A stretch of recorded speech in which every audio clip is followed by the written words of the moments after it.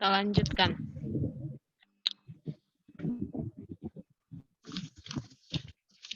Oke, tadi sampai di sini ya. Nah, ini tuh besaran. Jadi contohnya besaran itu ini, jarak, perpindahan. Jadi dalam fisika itu semua yang ada angkanya itu namanya besaran. Terus satuan di belakang itu namanya satuan nanti. Yang di belakang misalnya V itu sama dengan 5. 5 apa? 5 meter per sekon. Nah, itu meter per sekon itu adalah satuan. Nah, ini udah saya rangkum di sini. Jadi di bab GLB dan GLBB ini nanti jarak itu biasanya satuannya adalah meter, kalau enggak kilometer. Kalau perpindahan itu meter dan kilometer juga.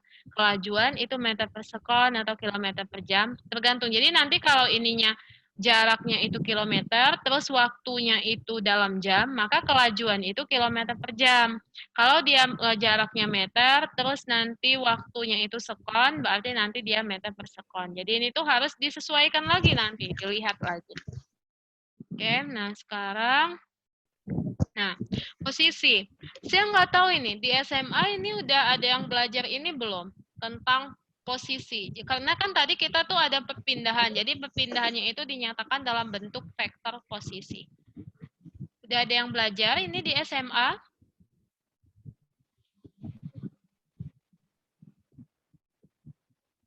Belum, Bu. Oh, belum ya, nggak apa-apa. Sekarang aja kita belajarnya. Karena dia dalam bentuk vektor. Ini tuh namanya vektor. Jadi simbol vektor itu, kalau ini kan ditulisnya huruf kecil, terus di atasnya ada tanda panah. Nah, atau dia nanti ditulisnya nggak ada tanda panahnya, tapi ditulisnya itu dengan ditulis tebal, bold gitu. Jadi nanti bisa ditulisnya itu tipis, tapi pakai tanda panah, atau ditulisnya itu bold. Nah, ini tuh namanya adalah vektor posisi. Nih. Vektor posisi itu dalam X, Y, dan Z. Kalau dia 3 dimensi. Jadi kalau dia 3 dimensi, dia X, Y, dan Z. Kalau dia 2 dimensi, nanti dia adalah X dan Y. Kalau dia 1 dimensi, maka dia adalah X atau Y saja gitu. Nah, ini tuh penulisannya. Caranya itu gimana? Caranya itu nanti untuk menentukan kalau benda di sistem koordinat. Jadi kalau misalnya dia ada di sistem koordinat. Mana ya ini pointer option.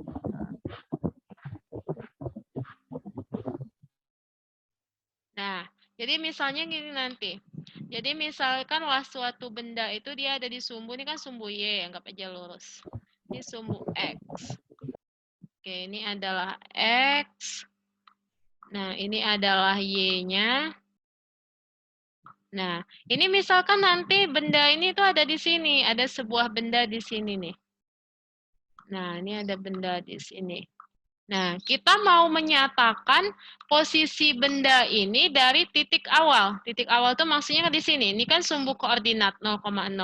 Kita mau menyatakan posisi benda ini tuh di sini. Nah, berarti kita tarik garis dari sini, dari pangkal sini, sampai ke sini. Nah, ini kita kasih panah. Ini tuh tanda kalau dia menunjukkan vektor posisi. Jadi harus ada panahnya ini. Itu namanya posisi benda, vektor posisi. Nah, ini tuh kita sebut dia sebagai R ini, R yang ada ininya di atas. Nah, ada panahnya itu. R yang ini. Nih, R yang ini itu adalah yang ini. Yang dari sini ke sini. Itu namanya vektor posisi. Terus yang X-nya mana? X itu, ini kan sumbu X. X itu nanti dia dalam bentuk angka-angka. Caranya itu, kita lihat di sini dia memotong X pada berapa. Misalkanlah di sini nanti dia pada 3. Berarti X-nya kita masukkan 3 di sini. 3. Nah, terus Y-nya kita lihat juga, dia memotong Y pada angka berapa. Misalkanlah di sini 4. Nah, ini 4 di sini ya. Nah, berarti nanti Y-nya itu kita masukkan 3. Jadi, 4. X-nya 3, Y-nya kita masukkan 4. Gitu. Nah, Z-nya, karena ini hanya 2 dimensi, kan hanya X dan Y. Kita pakai yang di tengah ini, 2 dimensi. Berarti Z-nya nggak ada. Berarti Z-nya itu adalah 0. Jadi yang di sini, yang suku akhir ini tuh nggak ada nanti. Jadi R-nya itu sama dengan 3I tambah 4J aja. Nah, ini tuh namanya vektor posisi. Nah, I ini apa? I ini tuh namanya vektor satuan untuk di sumbu X. Jadi sumbu X ini tuh diwakili oleh I. Jadi kalau dia di sumbu X diwakili oleh I. Kalau dia sumbu Y berarti diwakili oleh J. Kalau dia sumbu Z diwakili oleh K gitu. Nah, jadi berarti untuk posisi benda ini vektor posisinya adalah 3I ditambah 4J. Nah, itu namanya vektor posisi. Kalau panjang vektornya itu hanya nilainya saja nanti yang kita masukkan. Caranya mencarinya itu, panjang vektor itu adalah akar dari komponen X kuadrat, terus Y kuadrat, tambah Z kuadrat. Nah, berarti ini kita masukkan, X-nya tadi berapa? X-nya kita masukkan di sini, 3. Terus Y-nya ini kita masukkan 4 di sini. Nah, Z-nya kan nggak ada. Z-nya berarti 0. Nah, berarti panjang vektornya itu, panjang vektor posisinya itu adalah akar dari 3 kuadrat ditambah dengan 4 kuadrat. Nah, 3 kuadrat tambah 4 kuadrat itu kan 9 tambah 16. 9 tambah 16 itu 25. Oh ya, saya mau meluruskan, kemarin itu masih ada saya lihat yang kalau misalnya 3 kuadrat, ini bukan 3 ditambah 3, tapi 3 dikali 3. Oke?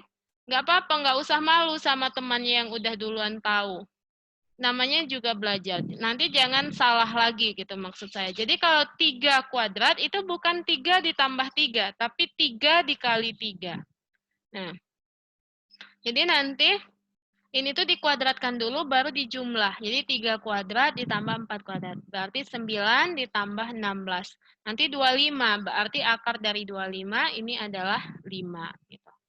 Nah, sama satu lagi yang penting, saya nggak tahu apakah ini sudah belajar di SMA atau enggak, tapi nanti pasti ini tuh sangat banyak dipakai, termasuk dalam pemrograman nanti. Ini tuh sifat perkalian vektor ini penting banget. Kan nanti ada namanya vektor satuan. Tadi itu kan ada namanya vektor satuan, yaitu IJK. Apa sifat perkaliannya? Sifat perkaliannya itu ada 2. Ada namanya perkalian produk, ini tuh titik. Titik ini kan bahasa Inggrisnya adalah dot. Jadi nanti ada istilah dot product. Dot product itu artinya adalah perkalian dot. Nah, kalau ini silang itu bahasa Inggrisnya adalah cross. Jadi nanti ada dot product, ada cross product. Yang dot product itu dia hanya akan menghasilkan nilai kalau dia dikalikan dengan dirinya sendiri. Kalau dia dikalikan dengan orang lain, dia otomatis udah jadi 0. Jadi, yang ada nilainya itu hanya kalau dikalikan sesama dirinya sendiri. Jadi, I.I, J.J, K.K itu nilainya 1. Tapi kalau dia dikalikan dengan orang lain, dot itu hasilnya adalah 0. Kenapa ini penting? Karena nanti misalnya gini, ada R1, 3I tambah 4J tadi. Terus nanti ada R2. R2-nya misalnya 2I tambah 6J. Nah, R1 dan R2 itu akan kita kalikan secara dot dan secara cross-nya. Misalnya diminta begitu. Nah, jadi ini tuh berguna. Jadi nanti kan ada 3I terus ketemu 2I. Berarti 3I dikali 2I itu kalau didotkan 3I dikali 2I, itu dia hasilnya adalah 6, karena I dikali I itu hasilnya 1. Nah, bagaimana dengan cross? Cross itu, kalau dia dikalikan, saya lupa ini menulisnya di sini. Kebalikan dari dot. Jadi cross ini kebalikan dari dot. Jadi kalau dia dikalikan dengan dirinya sendiri, itu dia akan menghasilkan 0. Tapi kalau dia dikalikan dengan orang lain, dia akan ada hasilnya. Jadi misalnya ini I dikali I misalnya. Nah, ini kalau I dikali I, cross-nya, ini 0. Kebalikan dari dot tadi. Kalau dot kan dengan dirinya sendiri ada nilainya. Kalau cross ini nggak ada nilainya, 0. Nah, kalau dia dengan temannya yang lain baru ada. Ini gimana cara mendapatkan kalau dia positif K dan negatif K? Ini tuh berdasarkan urutan abjad sebenarnya atau arah putaran jarum jam. Jadi kalau di sini, nih, arah putarannya tuh begini nih. Nah, kalau dia menurut abjad kan I, J, K. Nah, ini tuh nanti hasilnya akan positif. Maksudnya itu gini. I cross J. Nanti hasilnya adalah K, karena dia searah tanda panah. K cross I, maka hasilnya adalah J. Tapi kalau misalnya dia K cross J, ini kan melawan arah tanda panah. K duluan, baru J. Nah, ini tuh hasilnya nanti negatif I. Terus I cross K. I cross K berarti negatif J gitu. Jadi dia kalau vektor itu kan tadi ada arah. Makanya di sini dia tergantung arah siapa yang duluan dan siapa yang belakangan. Itu berpengaruh sekali untuk mendapatkan hasil. Tapi kalau dot itu enggak. Dot itu hanya memperhatikan hasil. Oke, sampai sini dulu ada yang mau ditanyakan dulu enggak?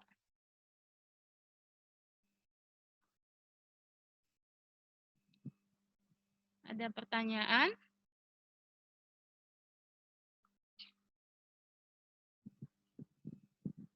Atau bingung? Masih bingung, Bu. Oke. Nah, dia memang kalau misalnya kita nggak nyoba, nggak pakai soal itu bakal bingung dan nggak paham. Nanti ini ada soalnya kayaknya. Nah, ini ada soalnya. Nah, ini kayak tadi, kalau perubahan posisi berarti dia R2 dikurangi R1. Ini simbol-simbolnya. Kalau perubahan posisi itu, ini kan perpindahan ini perpindahan. Perpindahan ini adalah akhir dikurang awal. Makanya dia 2 dikurang 1. Nah, R2 itu posisinya begini. Nilainya itu begini. Sebenarnya ini nggak susah yang ini. Coba ya kita gunakan ini untuk mengerjakan yang ini. Mengerjakan soal yang ini. Kayaknya saya...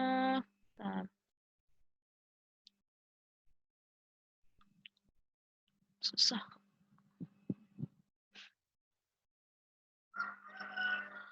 Oke. Kita sini aja. Nah, kita gunakan. Kita pindahkan aja ya yang ini. Misalnya itu contoh soalnya ini. Soalnya kalau nggak pakai contoh, pasti pusing. Kelihatan nggak? Kelihatan, Bu. Oke. Kelihatan.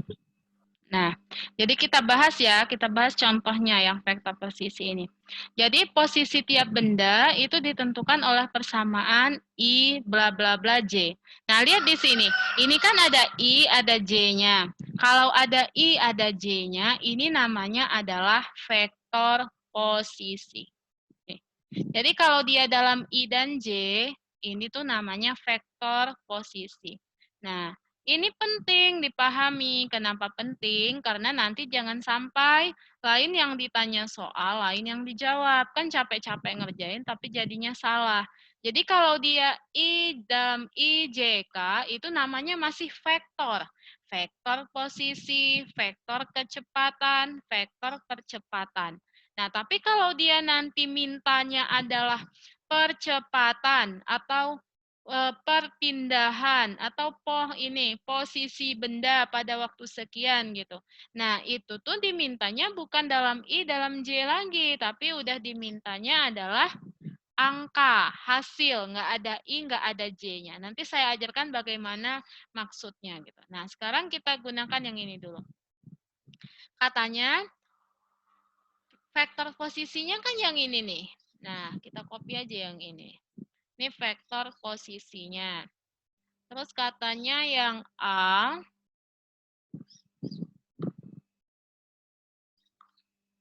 pertanyaan yang A itu katanya adalah posisi benda saat T sama dengan 1 dan T sama dengan 10. Oke. Nah, Posisi benda saat T sama dengan 1 dan T sama dengan 10. Ini tadi namanya adalah vektor posisi. Vektor posisi. Nah, kalau soalnya minta posisi benda saat T sama dengan 1, berarti kita tinggal ganti. T-nya sama dengan 1. Ketika T-nya sama dengan 1 sekon, nah berarti ini otomatis menjadi, kita masukkan aja ini. Pokoknya T-nya kita ganti. Nih, sini. Nah, semua T itu kita ganti dengan 1. Jadi kalau ada T, nanti semuanya itu diganti dengan 1. Jadi kalau T-nya diganti dengan 1, berarti nanti R-nya ini, nah, R-nya berarti sama dengan, nah kan 10, nah T-nya ganti 1. Nih, ganti T-nya dengan 1. Nah, I-nya tetap, karena I-nya kan belum kita apa-apakan, jadi tetap aja I-nya.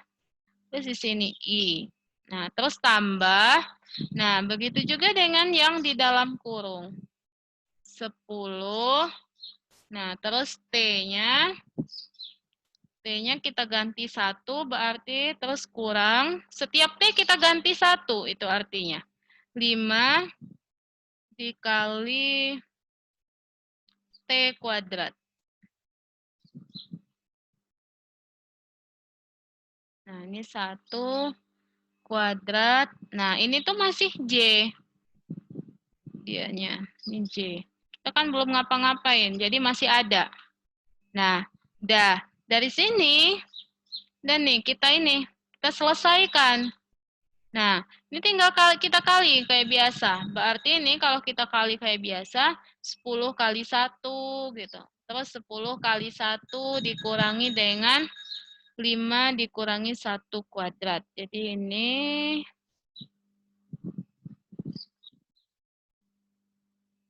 oke, nah, ini kan tadi 10 kali 1. 10 kali 1 kan 10.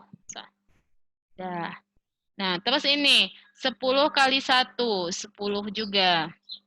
Terus 5 dikali 1 kuadrat. Jadi 1 kuadratnya dulu. 1 kuadrat itu kan 1, baru dikali 5. 1 dikali 5 ya 5. Nah, baru yang ini. 10 dikurangi 5 ini nanti. Nah, ini 10 dikurangi 5.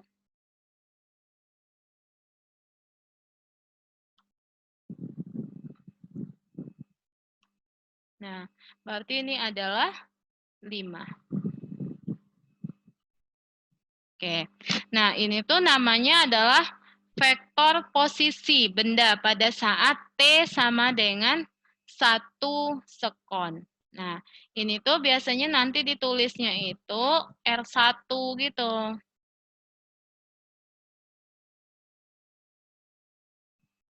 Ditulisnya R1.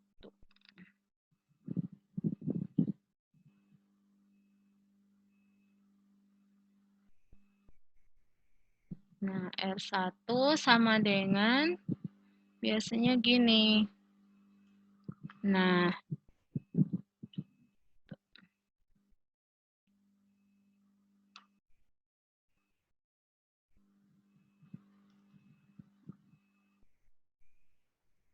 ini adalah R1. Begitu juga nanti dengan R2. Kalau R2-nya berarti kan T-nya sama dengan 10. Berarti kita ganti T dengan 10. Nah, tinggal kita copy aja ini biar cepat.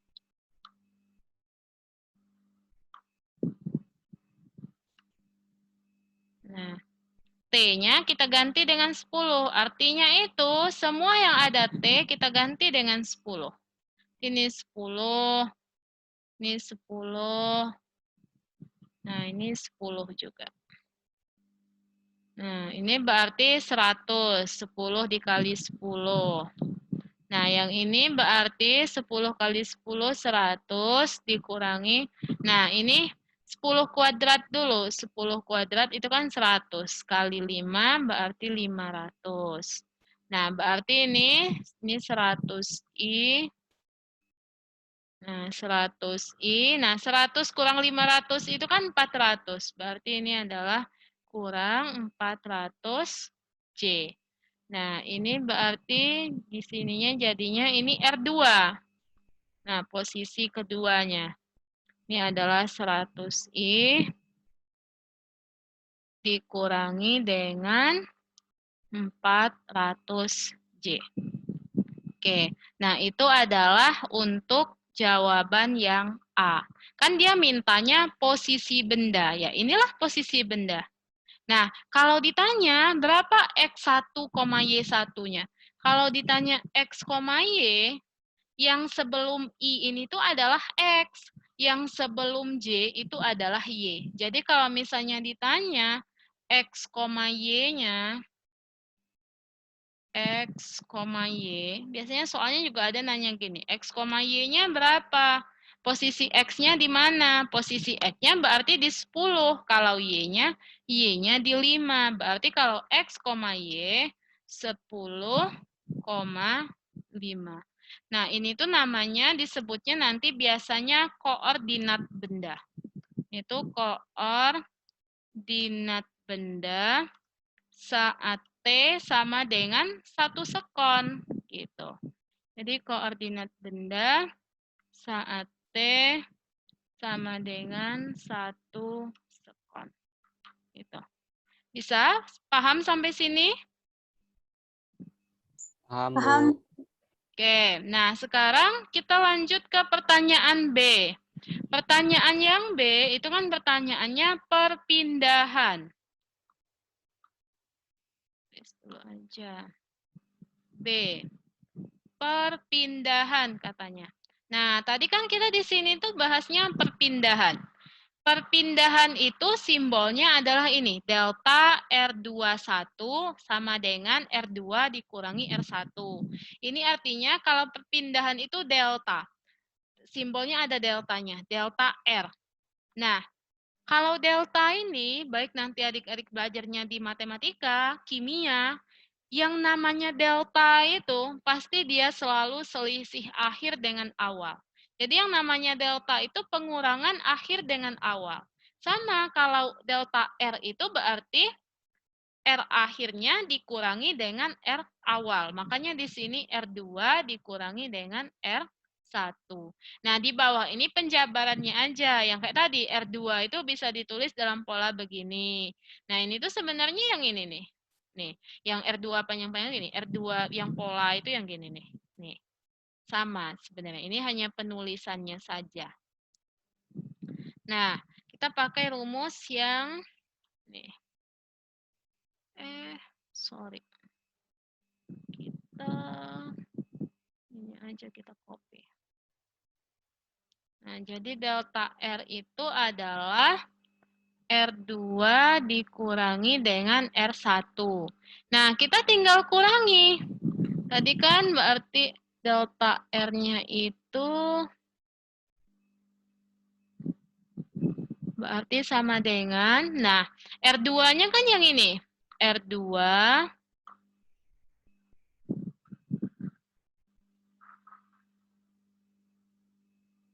tulis dulu di sini R2-nya. Nah, terus dikurangi.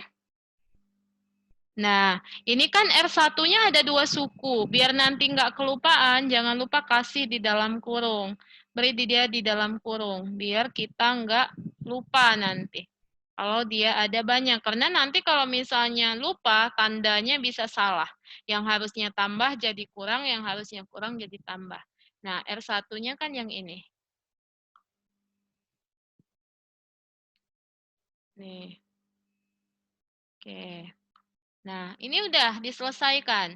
Gimana cara menyelesaikannya? Pakai aljabar biasa, sifat penjumlahan dan pengurangan aljabar. Nah, yang bisa dijumlahkan itu kan yang sejenis. Berarti I sama I dan J sama J. Nggak bisa kita menjumlahkan I dengan J. Yang bisa dijumlahkan hanya yang sejenis. Nah, misalnya ini, I-nya kan 100. I, terus ini adalah minus, kalau kita buka kan ini minus 10I jadinya. Jadi 100 dikurangi dengan 10I. 100 kurang 10 itu berarti 90I. I-nya masih ada, I-nya ngikut. Jangan sampai lupa nanti nulis I-nya. Karena kalau lupa nulis I-nya, nanti hasilnya salah. Karena nanti angka dengan angka itu akan dijumlahkan pastinya. Nah, terus ini lagi minus 400J dikurangi. Nah, ini kan negatif. Kali ke sini kan jadinya negatif. Berarti minus 400J dikurangi dengan 5J. Berarti jadinya adalah minus 405J. Nah, ini kan masih dalam I dan J. Dalam I dan J. Nah, kalau dalam I dan J, ini tuh namanya adalah vektor perpindahan. Ini tuh masih vektor dia. Belum hasilnya. Nah, hasilnya mana? Hasilnya kalau udah nggak ada I dan J-nya. Gimana caranya? Caranya untuk semua vektor itu nanti kita mencari nilainya itu pakai ini nih. Nih. Komponen X-nya dikuadratkan ditambah dengan komponen Y-nya yang dikuadratkan. Nah, ini kan kesannya rumit banget, tapi sebenarnya adalah komponen X-nya yang dikuadratkan ditambah dengan komponen Y-nya yang dikuadratkan. Nah, berarti ini tinggal kita masukkan. Nah, ini zoom-nya kenapa ya? Karena nggak berbayar ini apa? Kayak mau mati lagi. Oke lah. Berarti ini akar dari,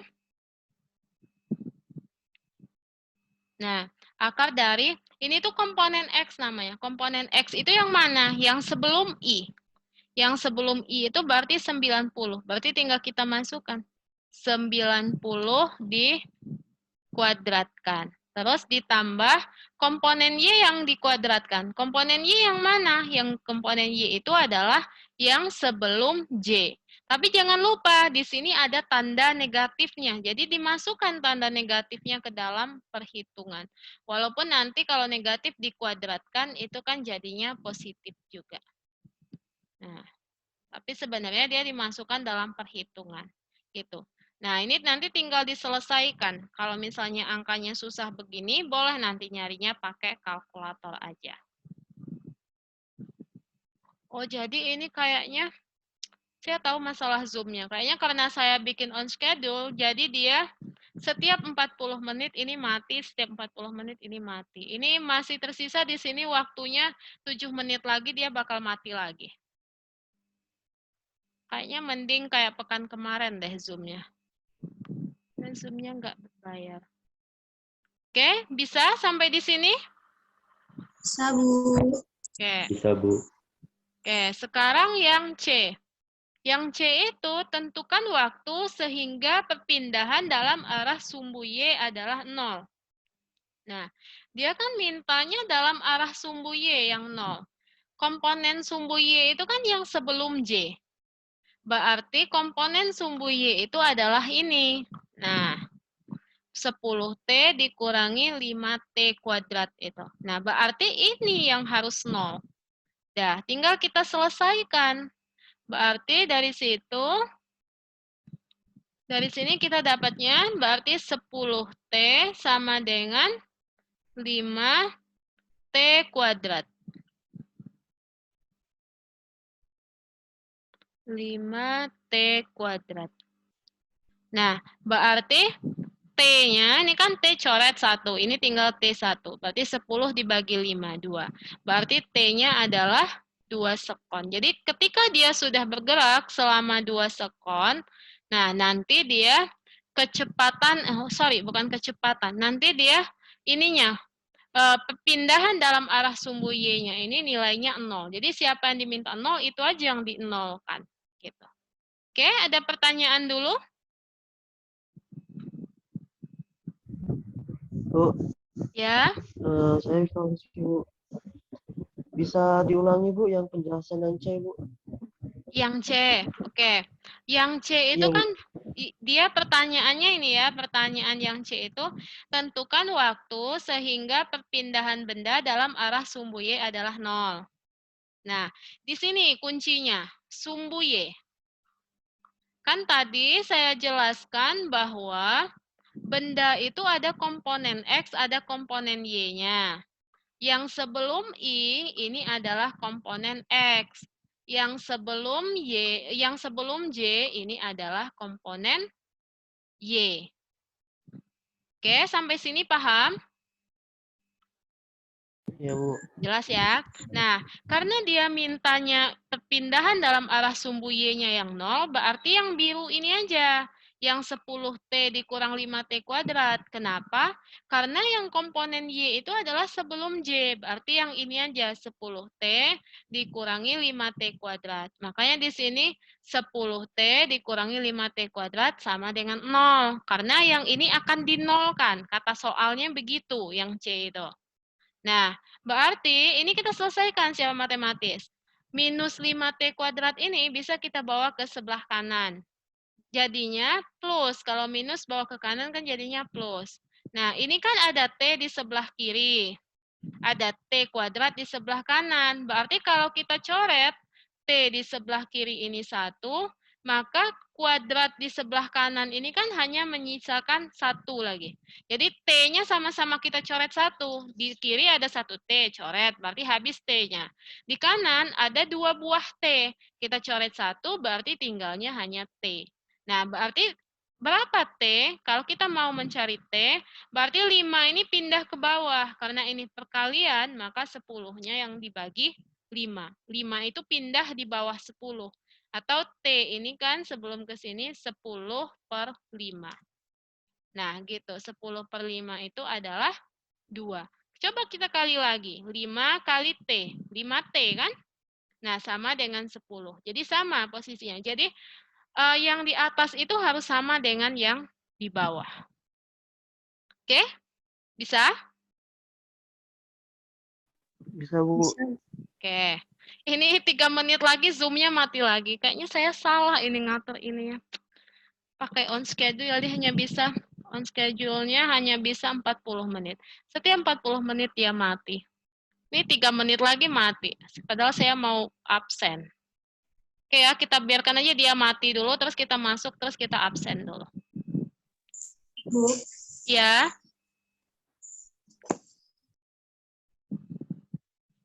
Halo, siapa tadi yang manggil? Oh, nggak ada.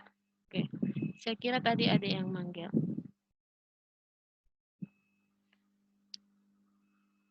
Bisa ya? Nah, nanti kita mau ke sini nih. Cuma kalau saya ke sini dulu, Zoom-nya mati. Duh. Aduh.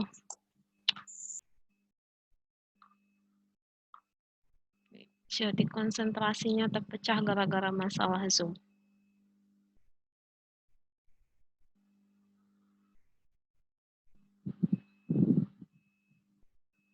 Saya mau ke kecepatan rata-rata.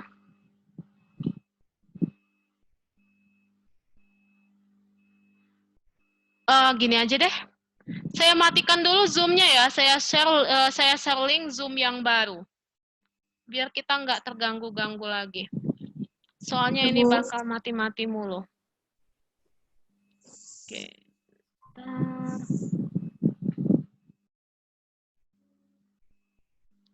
Saya sudah rekam. Saya end untuk